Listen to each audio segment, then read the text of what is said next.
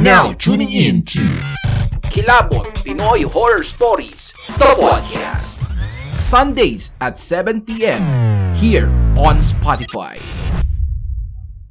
Mga repakol, nakaplano na ba ang inyong mga holidays at long weekend this 2024?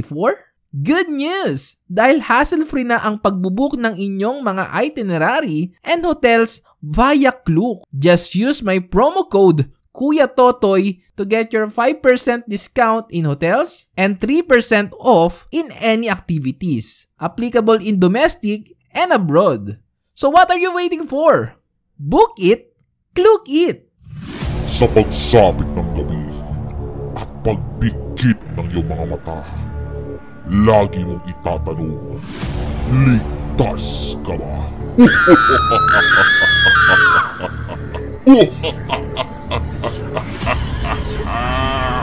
Kilabot, the Pinoy Horror Stories.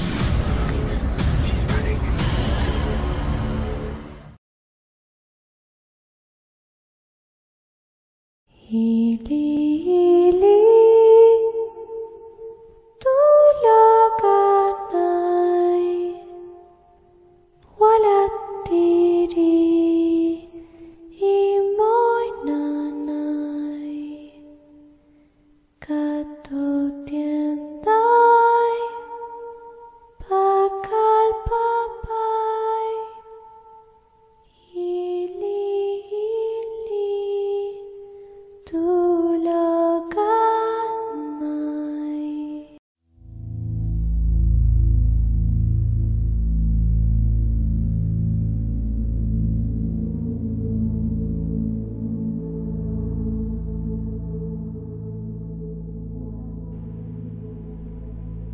Isa sa maituturing na pinakamagandang lugar sa Pilipinas, bantog sa pagpepreserba ng kasaysayan, kinagisnang kultura at mga nakagawian. Ito ang probinsya ng Iloilo. Hinango mula sa katagang Irong-Irong noong unang panahon at kilala sa pag-aangkat ng mainam na uri ng bigas sa buong bansa. At bantog din ang lugar dahil sa kanilang kinagigiliwang punto at tono ng pananalita. Ang wikang Hiligaynon, na tunay niyang kaakit-akit sa pandinig, na animo ay hindi marunong magalit at laging naglalambing ang tono ng mga mamamayan dito. Isang lugar na nanaisin na puntahan ng kahit na sino man dahil sa mga tanawing tunay niyang kaakit-akit sa mata, mga puno, karagatan, lahat perpektong nilikha at pinagsama-sama sa isang lugar. Ganyan kaganda ang Iloilo. Punong-puno man ng kagandahang taglay ay bantog din ang lugar sa mga kwentong makapanindig balahibo. Simulan na natin. 1985. Selebrasyon ng dinagyang noon. Nanonood sila ng mga kabataang nagsasayaw sa gitna ng kalsada ng mga katutubong sayaw na alay sa imahe ni Santo Niño. Bit-bit pa niya ang panganay na anak na nooy nasa 4 na taong gulang pa lamang. Biglang may tumapik sa kanya. "Uy, Dina! Andito ka pala! Kamusta ka na?" Paglingon niya ay sinalubong siya ng ngiti ng negosyante nitong kapitbahay, si Ate Ana. "May gagawin ka ba mamaya pagtapos ng programa?" Tanong pa nito. Wala naman po, Ate Ana. Bakit po?" Tanong ni Dina. "Ay siya, maigay kung ganun. Pagtapos ng programa, dumiritso ka na agad sa bahay. May unting salo-salo at handaan doon. Doon ka na rin maghapunan, ha? At nang madalhan mo na rin ng ulam si mama mo pag uwi mo. Asahan kita doon, ha?" Pag-aalok nito na mahirap tanggihan dahil sa mga panahong iyon ay hirap sa buhay ang pamilya nila Dina at hirap din makahanap ng pagkakakitaan ang ama niyang may sakit. Aba, mukhang maraming handaan doon, Ate Ana. O siya, sige po, masunod po kami doon ni Utoy pagkatapos po ng programa. Maraming salamat po ulit sa pag-iimbita. Sagot agad ni Dina habang kalong-kalong ang panganay. Kinagabihan kila Ate Ana. Habang naghahapunan kasabay ng ibang bisita ay nilapitan ni Ate Ana si Dina. Dina, may iaalok sana ako sa iyong trabaho. Bungad ni Ate Ana. Huminto muna sa pagpapakain sa anak itong si Dina at tumingin kay Ate Ana. May mga kamag-anak ako sa Igbaras. Pagsisimula niya. Sila Ate Inday ang nakatira doon, di ba? Sagot ni Dina. Oo. Hindi naman lingid sa iyo ang kalagayan ng pinsan kong si Ate Inday, hindi ba? Tanong ni Ate Ana kay Dina. Yung mga pinsan ko kasi, matagal nang hindi doon nakatira. Puro sila nasa Maynila na. Ngayon naman, nagmamadaling mag-resign itong kinuha naming caretaker ni Ate Inday. Pagpapatuloy ni Ate Ana. Hindi pa halos natatapos magsalita itong si Ate Ana. Sige po Ate Ana, ako na ho ang magbabantay kay Ate Inday sa Igbaras. Tugon ni Dina na lubos na ikinatuwa ni Ate Ana dahil sa wakas ay may nakita din silang siguradong mapagkakatiwalaang tao na magbabantay sa kaanak na may espesyal na pangangailangan na dapat matugunan. Sa isip ni Dina ay napakalaking tulong nitong inaalok ni Ate Ana sa kanya. Yamang may sakit ang mga magulang at hirap na ding makapaghanap buhay. Isa pa ay hindi din makapagpadala ng regular ang mga kapatid na nasa Maynila dahil may kanya-kanya na rin itong mga pamilya. Sa isip-isip niya ay kahit papaano ay magiging daan ang perang kikitain niya sa pag-aalaga para kahit papaano ay makabawi sa kasalanan sa mga magulang. Kasalanang dala-dala niya na sa tuwing sasagi sa isipan ay nagdudulot ng labis na kalungkutan at pagsisisi sa sarili. Dahil noong nag-aaral pa lamang siya ay iginapang na siya ng mga magulang para makapag-aral ng kolehiyo sa Maynila. Pinilit tustusan ang mga pangangailangan sa kanyang pag-aaral, kahit pangingisda lamang ang kabuhayan ng mga magulang. Nabaon sa utang ang mga magulang para lamang matulungan siya na maabot ang mga pangarap niya. At nang balang araw, sana ay matulungan naman niya ang mga magulang kapag siya naman ang makapagtapos ng pag-aaral at nang tuluyang makaahon sila sa tanikala ng kahirapan. Hanggang sa isang araw ay nagbalik sa Iloilo si Dina, dala ang balitang ikinagulat ng mga magulang. Siya ay nagdadalang tao. 4 na buwan na. At ang mas masaklap, hindi matagpuan kung nasaan ang nobyong may kagagawa nito sa kanya. Nahinto siya sa pag-aaral. Ang pangarap na makapagtapos ng pag-aaral at maging isang guro ay lumisan na. At sa halip na magalit ang kanyang mga magulang, awa at pangunawa ang ipinalit nito sa kanyang dalang balita. Ni kahit isang beses ay hindi niya narinig na sinumbatan siya ng mga magulang sa kanyang pagkakamali.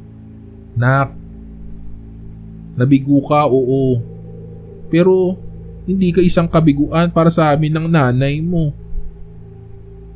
Mga salitang narinig mula sa ama na punong-puno ng pagmamahal, bagay na hindi kayang tanggapin ni Dina. Mas matatanggap niya sana kung magagalit sa kanya ang mga magulang. Ngunit hindi. Bagay na paulit-ulit kumukonsensya sa kanya. Sa araw-araw na lumilipas na nakikitang nag-eedad ang mga magulang at habang dumadaan ang mga araw, ay tila ba lalo yatang lumalabo na matupad ang mga pangakong iaahon ang mga magulang sa kahirapan. bagay na habang buhay niyang dadalhin sa kanyang konsensya sa tuwing nakikita ang anak na panganay na si Totoy na bunga ng isang pagkakamali. Lulan ng owner type jeepney ay nagtungo sila Ate Ana, Dina, si Totoy at ang driver nito sa Ibaras. Tinatansyang aabutin sila ng kulang 2 oras na biyahe papunta doon. Habang nasa biyahe sila ay napansin ni Dina na tulog na si Totoy. Sinamantala niya din na makaidlip dahil paggising nito ay siguradong mapapagod na naman siya sa kalikutan nito at dagdag pa ang bagong aalagaan na may espesyal na pangangailangan na si Ate Inday. Sumandal sandali si Dina. Habang pinapakiramdaman ang bawat kalabog ng sasakyan dahil sa malubak na daay, tila ba nagmistulang hiniheli siya nito at ibinabalik sa kanyang kabataan. Mga panahong nakahilig pa siya sa dibdib ng ina. Nararamdaman niyang gumuguhit ang mga luha mula sa kanyang mga mata, pababa ng kanyang pisngi. Patawarin mo ko, Mama. Papa. Narinig niya ang sariling paulit-ulit itong sinasabi. Hanggang sa, Dina, nandito na tayo. Boses ni Ate Ana. Bumungad sa kanyang harapan ang isang may kalakihan ngunit may kalumaang bahay na yari sa kahoy at semento. Matagal na napako ang paningin sa kanyang magiging bagong tahanan. Habang karga-karga ang anak na 4 na taon, nagsimulang igala ang mga mata sa paligid. Kapansin-pansin na medyo masukal ang lugar at wala siyang matanaw na kasunod na mga bahay. Sanay siya sa mapuno at masukal na tanawin, yamang laki siya sa probinsya. Pero may kakaibang hatid na kilabot ang bahay na kanyang papasukan. Ngunit ipinagsawalang bahala niya na lang ito at inisip na lang na baka namamahay lang siya at masasanay rin. Wala nang atrasan to. Bulong sa sarili ni Dina. Binitbit nila ang mga gamit at ilang panustos ay pumasok sila sa loob ng bahay kasama sila Ate Ana at ang driver nito. Sinalubong sila ng kasalukuyang nagbabantay sa pinsan ni Ate Ana at tinulungan silang magbitbit ng mga bagahe. Pagkapasok sa loob ay iginala ni Dina ang paningin sa kabuuhan ng bahay. Marahil pilit na sinasanay ang mga mata sa magiging bagong bahay niya sa mga susunod na araw. Malaki itong bahay dahil may pinsan itong si Ate Ana na Japayuki na siyang nagtutustos upang ipatayo itong bahay ng kanilang angkan sa may Igbaras. Ngunit hindi na ito natapos nang mahinto ito at nakapangasawa ng hapon. Yamang hindi na nakakahawak ng sariling pera ay bihira na lang kung makapagpadala sa mga kamag-anak dito sa Pilipinas. Salas, kusina at palikuran lamang ang makikita sa ibabang bahagi ng kabahayan. Habang sa ikalawang palapag naman ay may 4 na silid na magkakatapat at ang bawat pinto nito ay kapansin-pansin din ang mga salamin na may kalakihan na nakasabit sa bawat dingding ng bahay. Parang hindi yata normal ang dami ng salamin dito. Una ni Dina dahil kahit saang sulok kalumingon ay may nakasabit na salamin. Kahit sa palikuran kung bubuksan mo ang pintuan ay may malaking salamin na bubungad sa'yo. Sa laki ng bahay ay masaya at maganda sanang pagmasdan kung maraming tao sa bahay. Ngunit lahat ng mga nakatira dito ay nagsialisan na. Naiwang mag-isa si Ate Inday sa bahay na iyon. Ang tanging kasama na lamang niya ay kung sino-sinong tao na inuupahan upang bantayan ang may edad na ali na tuluyan ng nilisan ng katinuan noong siya ay magdalaga. Duda daw nila ay kinulam ito ng minsang namasukan sa may panay bilang tindera upang matulungan ang mga magulang na mapag-aral ang mga nakababatang kapatid. Noong una daw ay hindi naman ganyan kalala ang sakit ng ali sa pag-iisip. Ngunit sa paglipas ng panahon at sa unti-unting paglisan ng mga kaanak na kasama sa bahay ay tuluyan na ngang namuhay sa blangkong mundo itong si Ate Inday. At isa pa, sino nga naman ang magtsatsaga sa kanya mag-alaga? Yamang lahat ng nakababatang kapatid nito ay may matataas na pangarap din na kailangan abutin. At sa mga pangarap na ito ay pihadong wala siyang puwang ni kahit kaunti man lang. Naiwan siyang mag-isa dito sa Igbaras habang unti-unting kinakain ng limot ang buo niyang pagkatao. Nakakalungkot naman ang sinapit ni Ate Inday. Wika ni Dina sa kanyang sarili. Dina, samahan kita kay Ate Inday sa itaas, sa may kwarto niya, para makilala naman niya ang bago niya makakasama dito sa bahay. Dugtong pa ni Ate Ana. Habang binabaybay nila Dina at Ate Ana ang hagdan ay mararamdaman mo at maririnig mo daw talaga ang bawat paglangit-ngit nito. Pagtungtong sa ikalawang palapag ay kumatok muna si Ate Ana sa may pinakaunang pintuan na nakabungad sa may tapat mismo ng hagdanan at pinihit ang doorknob. Ate Inday! Ate Inday! Si Ana to! Ate, kamusta ka na? Sabi ni Ate Ana pagkabukas niya ng pintuan. Bumungad sa kanila ang isang babae na nasa edad 50 o higit pa. Nakaupo ito sa isang tumba-tumba. Napakahaba na ng buhok nito na kung tatantyahin ay aabot na sa balakang. Yamang wala na ring mga kamag-anak na nag-aasikaso dito. Kapansin-pansin din ang mga kuko nito na sobrang hahaba na din na halatang hindi na nasayaran ng panggupit ng mahabang panahon.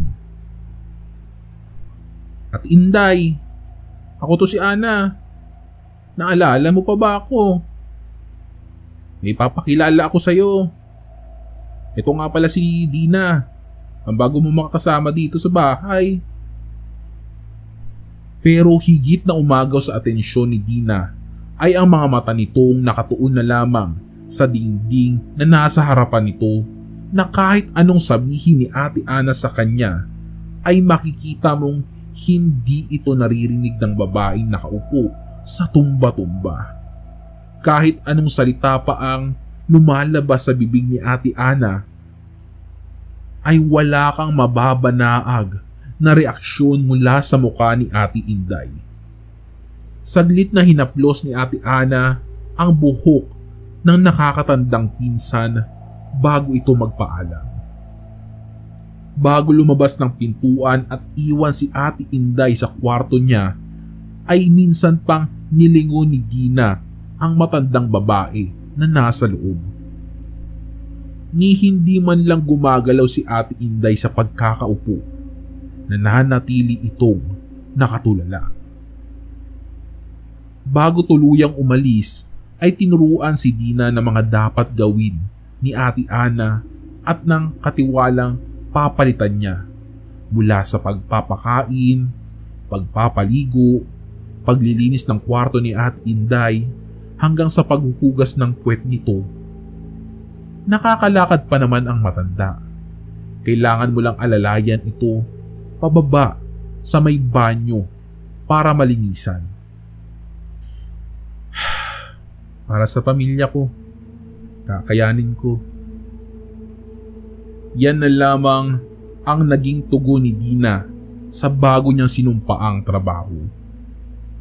Dapit hapon na nang magpaalam ng tuluyan sila Ate Ana at ang dating katiwala kay Dina. "O Dina, ikaw na bahala kay Ate Inday ha? Malaki ang tiwala ko sa'yo." Ngiti na lamang ang itinugon ni Dina habang nakamasid sa papalayo nitong sasakyan. May ilang araw na din simula noong dumating silang mag-ina sa bahay ni Ate Inday. At naging maayos naman ang lahat. Tila wala namang problema sa inaalagaang si Ate Inday. Hindi naman siya sakit sa ulo at hindi naman mahirap alagaan. Marahil siguro ay nakatulala na lang ito kaya ganoon. Pilit na ginagampanan ng maayos ang sinumpaang tungkulin. Halos araw-araw ay pinapaliguan ng matandang babae. Lagi niyang sinisilip kung may dumi ba ito sa puwitan. Laging nasa tamang oras ang pagpapakain. At sa ilang araw na pananatili nila doon ay ni minsan ay hindi niya nakitang nagkaroon ng buhay ang mga mata ng matandang babae. Nananatili lang itong nakatuon kung saan siya mismo nakapwesto at tila wala ng pag-asang gumaling at bumalik sa dating ulirat si Ate Inday. Malabo na. Mas malabo pa sa sabaw ng pusit na gumaling to si Ate Inday. Ika nga ni Dina. Isang tipikal na hapon. Habang nagwawali sa bakuran si Dina, ay ginulat ng malakas na iyak si Dina. "Si Totoy!" Boses ng anak ni Dina na iniwan niya sa kwarto sa itaas. Marahil ay hindi nakita ang ina nang magising. Nakaugalian na kasi nilang magsiesta. Agad pumanaog si Dina at dinapnan na nakasarado ang pintuan ng silid na tinutuluyan nilang mag-ina. Nakalak! Kinandado ni Totoy ang pintuan. Nagulat si Dina dahil hindi naman nagkakandado ng pintuan ang anak. Kinatok niya ang anak at agad ay pinagbuksan siya nito. Bumungad sa kanya ang anak na umiiyak pa. Parang may kinatatakutan. Nak, ano ba yun? Sabihin mo kay mama, nandito na ako oh." Tanong sa kanyang anak na pilit kinakalma. Nang kumalma ang anak, ay nagulat siya sa isinalaysay nito. "Mama, si Manang Inday po. Ayaw niya ako padanin saktan. Hinaharakan niya po ako." Tumayo ang balahibo ni Dina sa mga narinig. Nauutal-utal man si Totoy ay naintindihan niya naman ito ng mainam. Naguguluhan siya dahil napaka-imposible ng sinasabi ng anak. Ngunit hindi niya din naman pinalaking sinungaling ang bata. Nilingon niya ang kabilang kwarto na katapatan lang ng pintuan ng kwartong tinutuluyan. Ang kwarto ni Ate Inday. At nang makalingon siya ay nakita niya ang matandang babae na nasa dati pa din namang ayos. Nakatulala at nakaharap pa rin sa dingding. Kung papaano niya iniwan ang matandang babae kanina ay nasa ganoong ayos pa din naman ito ng datnan niya. At simula ng araw na iyon ay tila ba nasidlan na ng kilabot ang bawat sandali na makikita niya ang matandang babae na nakaupo sa kanyang tumba-tumba. Ang mga sumunod na araw ay napuno na ng pagdududa dahil sa tuwing papakainin niya ang matanda ay hindi niya inaalisan ng tingin ang mga mata nito. Umaasang sasalubungin ng matandang babae ang tingin niya, ngunit bigo siya. At sa tuwing lilinisan niya ang kwarto ng matanda ay may pagkakataong bigla niya itong lilingunin at umaasang mahuhuling sinusulyapan siyang palihim ng matanda sa tuwing siya ay nakatalikod. Ngunit bigo ang mga plano niya. May isang gabi na sinubok niya din ang matanda.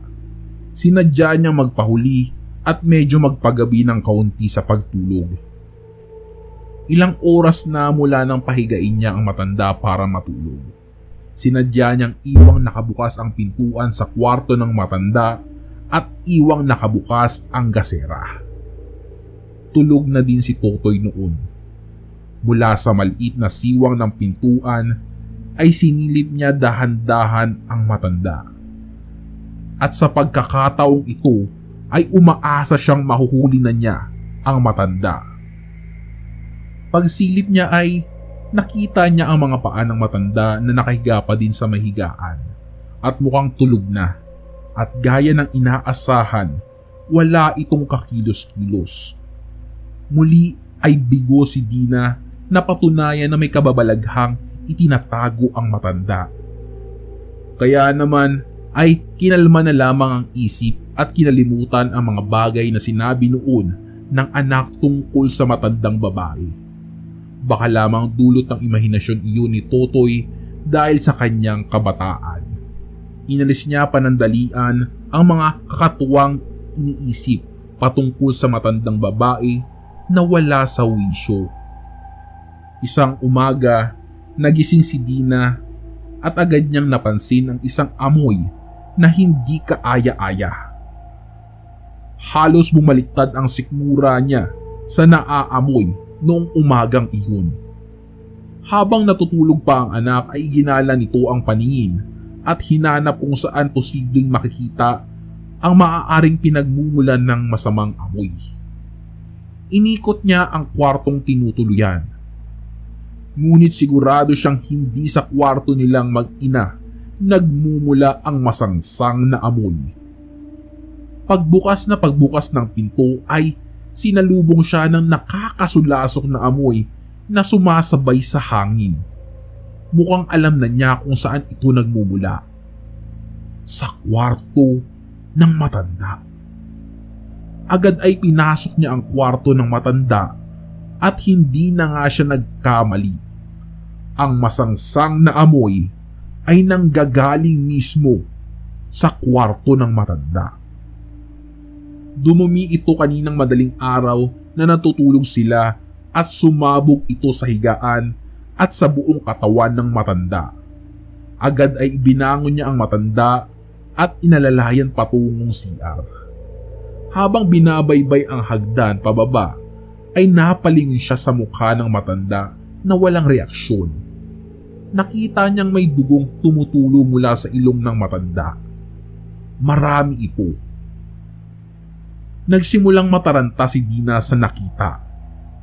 Nang makarating sila sa banyo, ay pinaupo niya ang matanda at saka hinubaran para malinis ang katawan. Pinatingala niya ito at pinisil ang ilong. Baka sakaling sunggulang ito at huminto din kalaunan. Habang pinapaliguan niya ang matanda, ay may napansin ito sa tenga nito. Punong-puno ng uod ang tenga nito. Magkabilaan. Bumabaliktad man ang sikmura, ay pilit sinusungkit ni Dina at inaalis ang mga maliliit at mga buhay na uod sa tenga nito. Ngayon niya lamang napansin ang mga uod na ito dahil natatakpan ito ng malalagong buhok ng matanda. Nagsimulang mag-alala si Dina para sa sariling kalusugan at lalong-lalo na sa kalusugan ng kanyang anak na si Totoy. Duda niya ay may sakit ang matanda at kailangan malaman ito ng mga kaanak niya upang maagapan. Ngunit napahintong muli si Dina nang maalala ang chismis at usap-usapan patungkol sa matandang babae. Sabi sa bayan, kinulam daw ito noong kabataan pa niya, kaya nawala sa katinuan. Tapos na noon linisan ni Dina ang matanda at tapos na din linisin ang kwarto ng matanda. Kaya naman ay hinayaan niya munang nakaupo ang matanda sa may salas habang nakaharap sa pintuan para man lang masinagan ito ng araw. Narinig niyang nagising na din ang anak at narinig niya din itong pumapanaog sa hagdanan. Pihadong hinahanap na siya ng kanyang anak. At nang makalapit sa kanya ang anak at nagtatanong ng kung ano ang kanilang aalmusalin, nagawi ng hindi sinasadya ang paningin sa matandang nakaupo sa tapat ng pintuan. Napalunok siya nang makitang nakatingin ang mga mata ng matanda kay Totoy. Muli niyang ibinalik ang tingin sa matanda upang makasiguro.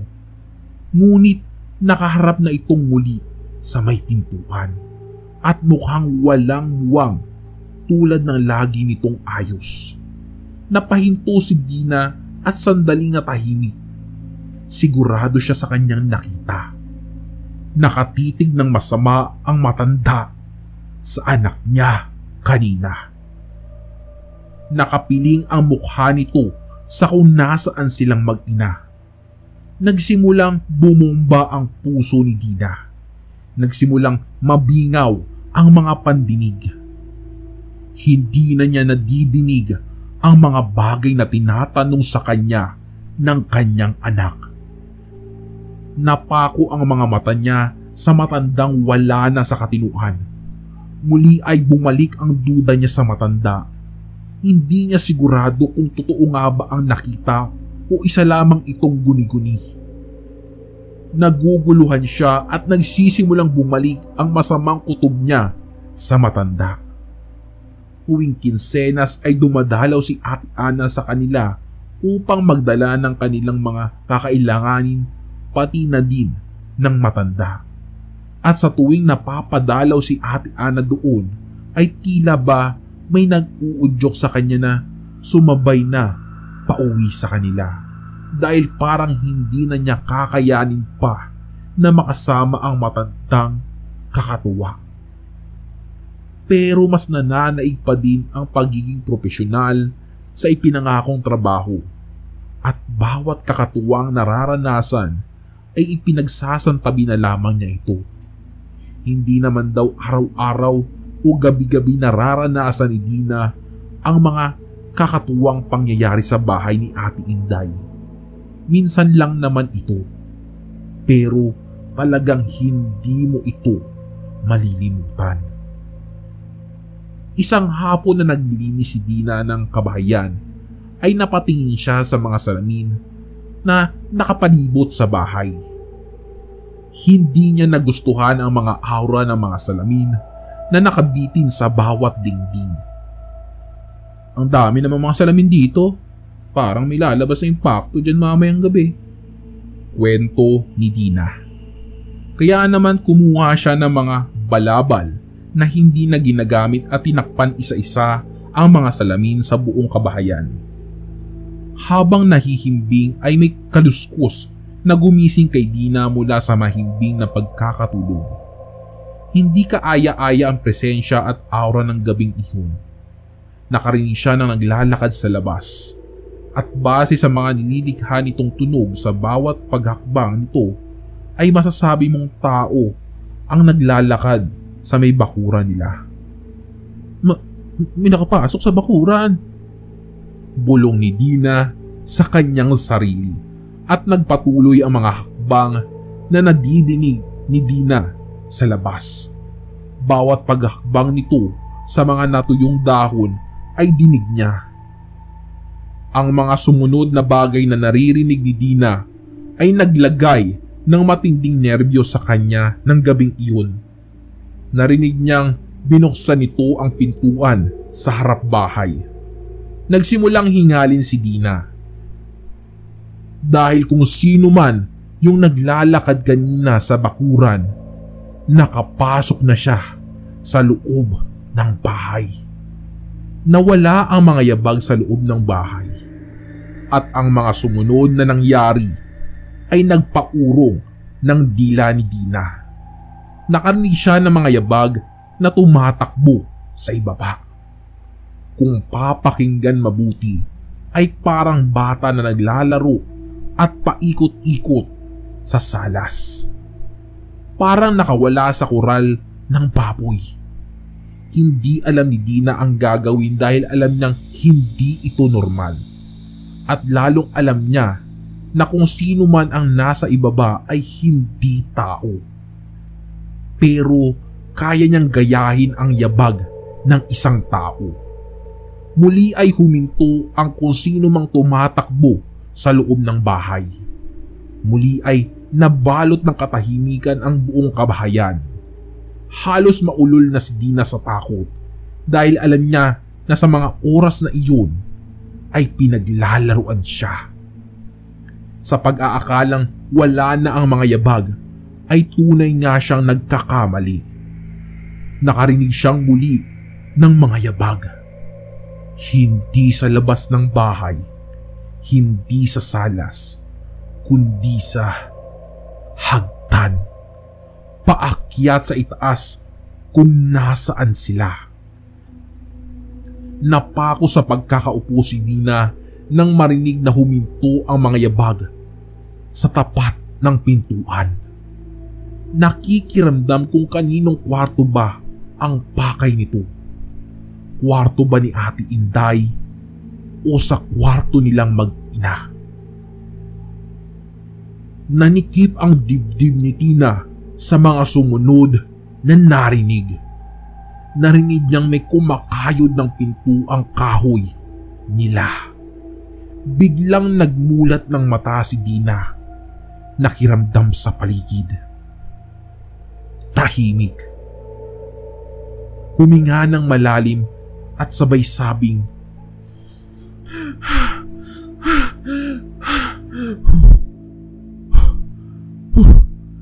Panaginip lang pala. Panaginip lang pala. Salamat sa Diyos. Hindi na bumalik sa pagtulog si Dina noong madaling araw na iyon at hinihintay na lamang niya na magbukang liwayway. May isang dapit hapon na hindi malilimutan ni Dina. Kulay pula na ang langit. Nag-aagaw na ang liwanag at ang dilim. Abala sa pagluluto sa labas ng bahay si Dina noon ng kanilang kakainin para sa hapunan. At habang nag-aasikaso ay iniwan muna nito si Totoy sa may salas at naglaro ng mga tau-tauhan niya. Maya-maya lamang ay narinig niya ang anak. Mama! Mama, bakit? Hinayaan niya lamang iyon at nagpatuloy sa kanyang ginagawa. Mama! Bakit? Akit ako dyan. Wait lang ha. Sabi pa ni Totoy. Sabay karipas ng takbo ang anak papunta sa itaas. Kinutuban ng masama si Dina. Toy! Toy! Sinong kausap mo dyan? Nandito si Mama sa labas. Gulat na tanong sa sarili ni Dina at agad ay tumakbo din para sundan ang anak. Inabutan niya ang anak sa hagdan at mukhang tutumbukin nito ang kwarto ng matanda. Agad ay tinawag niya ang anak. Nak! Toy! Nandito si Mama! Bago pa man din tuluyang makapasok sa silid ni Ate Inday si Totoy, ay huminto ito at lumingon sa kanya na paakyat pa lamang ng hagdanan. Pagdating sa ikalawang palapag, ay hinawakan niya sa kamay ang anak at tinanong, Nak, bakit pupunta ka doon? Nasa labas si Mama, nagluluto. Hindi niya inasahan ang isinagot sa kanya ng kanyang anak. Mama, di ba tawag mo ako dito? Sabi mo akyat ako. Hindi sinasadyang mapatingin siya sa kwarto ni Ate Inday. Walang ilaw sa loob nito. Marahil ay ubos na ang gaas sa lamparang gamit sa kwarto ng matanda. Pero mula sa kakaunting liwanag mula sa lamparang nasa pasilyo ay maaaninang mo pa din si Ate Inday na nakaupo pa din sa tumba-tumba. Pero iba ang pakiramdam ni Dina noong pagkakataong iyon. Tila ba ay nakatingin sa kanya pabalik ang matandang babae. Hindi niya lamang sigurado dahil natatakpan ng anino ng dingding ang mukha ng matanda. Pero malakas ang kutob niya noong gabing iyon. Nakatingin din sa kanya si Ate Inday. Aminado siya na natakot siya sa matanda noong gabing iyon. At dahil doon ay hindi na niya nagawa itong pakainin. At sa sobrang sama ng kutob niya sa matanda ay hindi niya ito nagawang ibalik sa higaan. At tila ba isa iyong napakalaking pagkakamali. Isang maling desisyon. Kinagabihan, may gumigising sa kanyang pagkakahimbing. Tinig ng isang babae. Malamig ang boses nito. At nang pakinggan niya ito ng mabuti, inaawit nito ang paborito niyang awit noong siya ay maliit pa lamang. Hili-hili, tulagan ay walat diri, imoy nanay, katutienday, bakal babay, hili-hili, tulagan. At nang bumalik siya sa kanyang ulirat,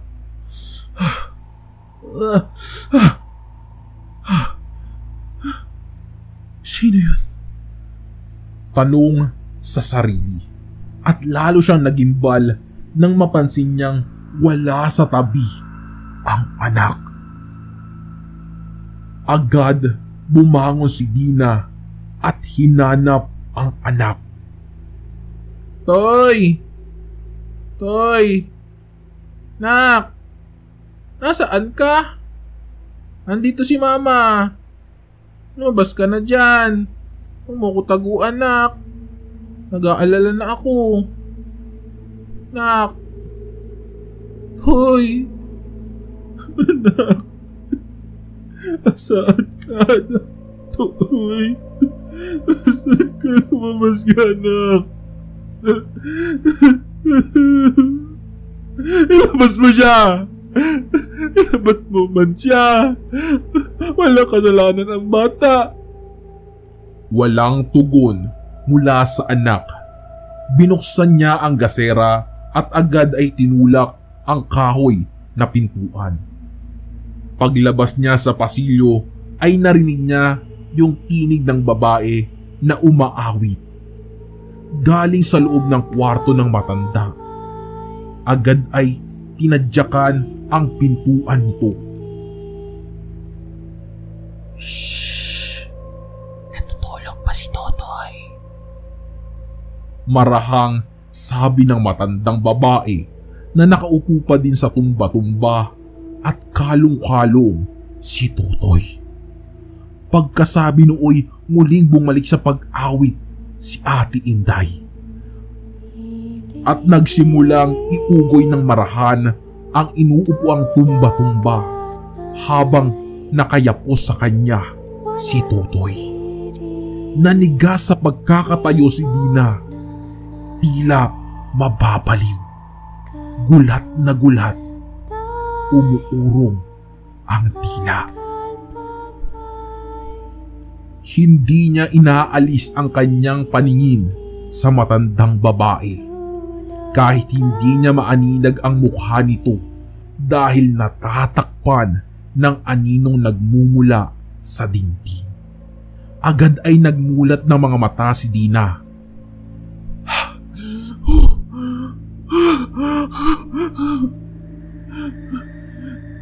nasa kwarto pa din ako.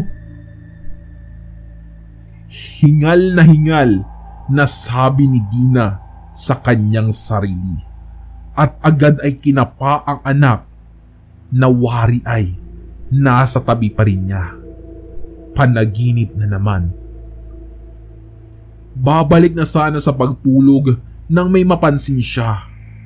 Nakabukas na ang pintuan sa kwarto nila at kitang-kita niya mula sa pintuang nakabukas ay ang kwarto ng matandang babae na nakabukas din ang pintuan at nakaupo pa din ito sa may tumba-tumba at gising pa din ito habang walang kamuwang-muwang na nakatitig pa rin sa may kahoy na dingding ng kanyang silid. Kinabukasan, habang nag-aasikaso ay naririnig niya si Totoy na nagngunguy-nguy at mula sa tunog na nililikha ng kanyang awit na walang liriko ay tila ba isang pamilyar na awit ang muling naririnig ni Dina. Awit na imposibleng matutunan ni Totoy dahil sa hindi niya kapanahunan ang awit na ito. Liban na lang kung narinig niya ang awit na ito kung kanino man. Awit na nagpatindig sa kanyang balahibo. Inyong napakinggan ang tampok nating kwentong Katatakutan ngayong araw dito sa Kilabot Pinoy Horror Stories. Kung ikaw mismo ay mayroong nakakapanindig balahibong kwento, maaari mo yang ipadala sa aming Facebook page. I-search lang ang Kilabot Pinoy Horror Stories. O pwede rin sa pamamagitan ng email sa kilabotstories2021@gmail.com. Huwag mo na rin kalimutan i-click ang follow button at notification bell sa Spotify para updated ka sa mga bagong episodes. Mag-subscribe na rin kayo sa ating YouTube channel. I-search lang ang Kuya Totoy Kilabot dahil doon tayo madalas na nag-upload ng ating mga stories. Hanggang sa susunod na kwentuhan, mga repakol! Paalam!